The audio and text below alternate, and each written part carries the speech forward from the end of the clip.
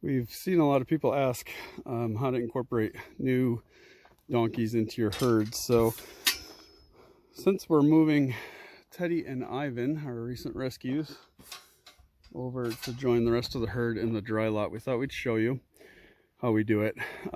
This is extra. This is actually a feeding area for Teddy. Since he can't chew the hay, he needs a separate space where he can calmly eat his senior diet. But first thing we built years ago was in our run-in, we put 2x4, I have a bee here, 2x4 posts in. We used our Krieg tool to joint those. Let's see if I can lift this up. And screwed them right in the wall. And what we do is we have slats that we're able to add and remove as we need more space.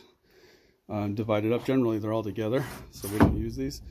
But it allows us, we've had to use it for medical quarantine, all kinds of different uses. So it allows us to divide an open run-in in multiple ways. We have their salt and trace minerals here, as well as a feed bag. So when they arrive, they'll have somewhere to eat. They can look over this wall. We have had animals jump over this wall. I believe it was one rung less than this, but they will do it from a standstill, believe it or not, but generally it's not a problem. But what we did on the outside of the run-in is we attached our fencing connectors. Those stay there all year round, just in case we need to separate fencing out.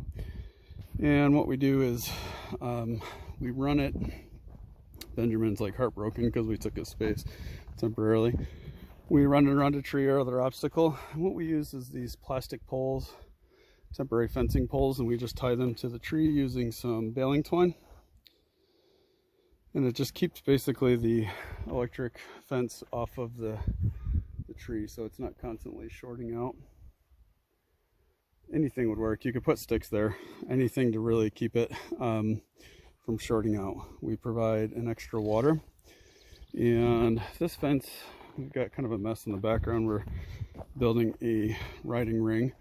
This fence is real basic. It's just actually tied to the existing fence.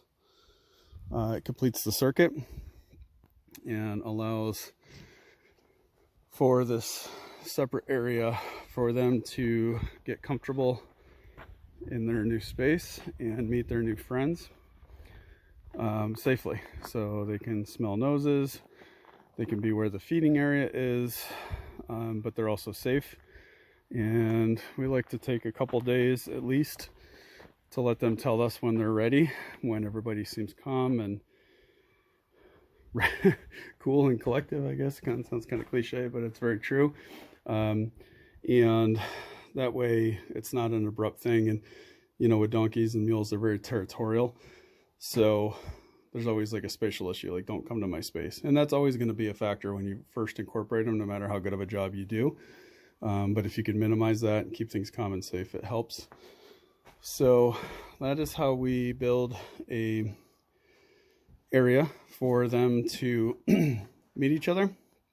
If you have a sick animal, as long as they're still allowed to be nose to nose with their friends, that's good. Like we've had some after surgery that just needed to not be roughhoused with or something like that, so we've used it for that. But what we're going to do next is grab the new rescues and bring them over. They've finished their quarantine. We're well past that, and they're all vaccinated and healthy and ready to go. So we'll follow back up, see how that goes.